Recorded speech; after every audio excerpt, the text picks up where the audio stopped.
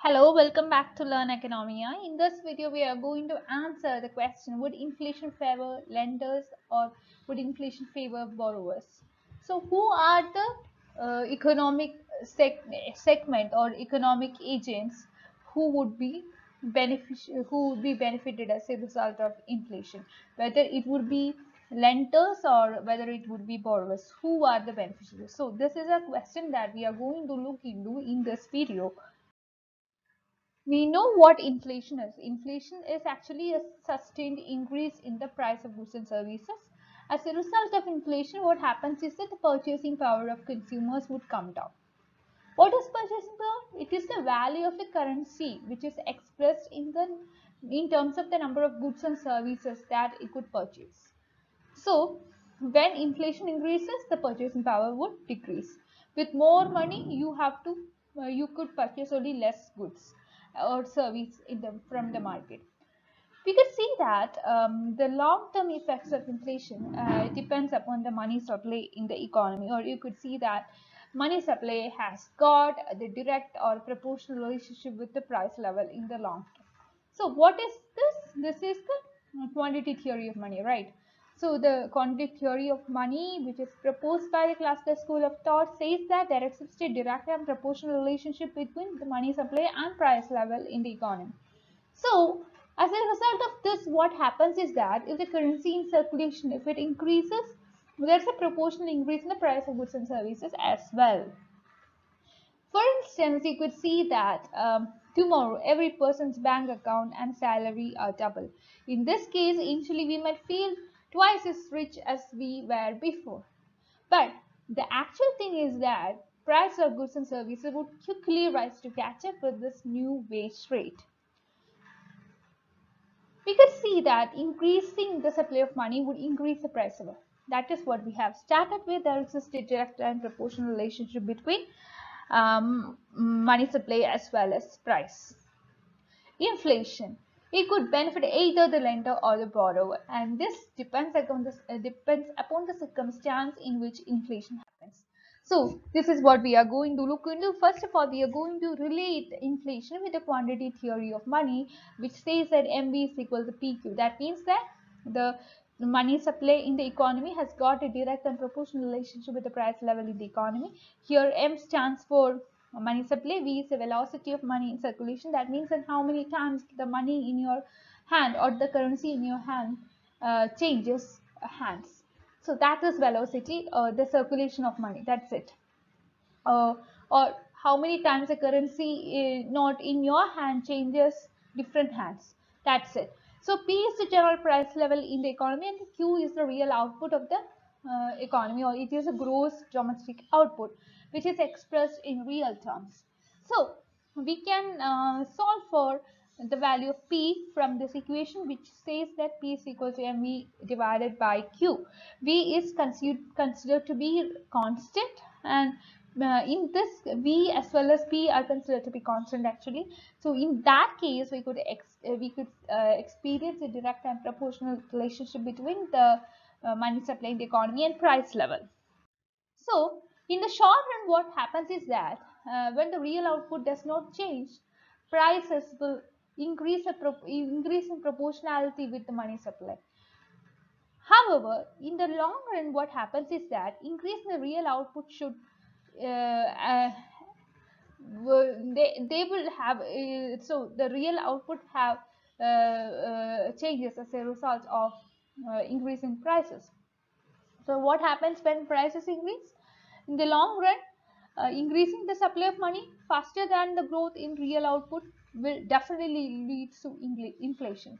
Why this happens is that when there is more demand for a commodity, the price will increase, because we cannot increase the supply of a commodity with a single net, right? So if you apply this formula, mv is equal to mv by q is equal to P, we could see that salaries, bank accounts, etc.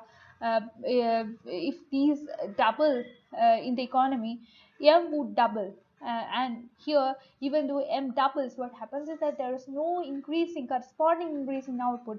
As a result, the price will increase. There will be inflation in the economy, which will lead to lessening of your purchasing power. What are the causes, or what are the factors that lead to increase in money supply? Let's see.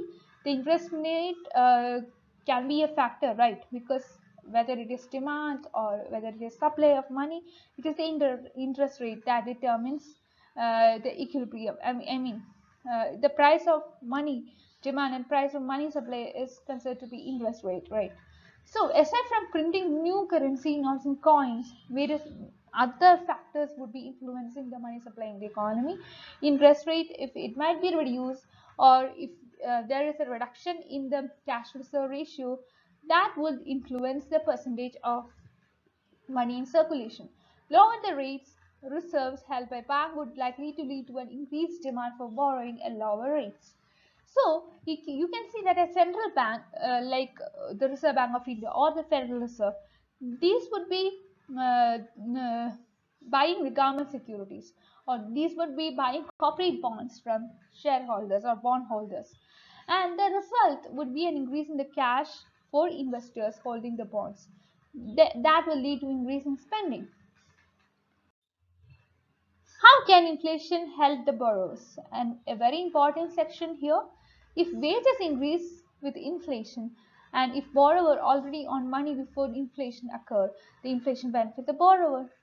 Why it happens is because the borrower still owes the same amount of money, but now they have more money in their payback to pay off their debts.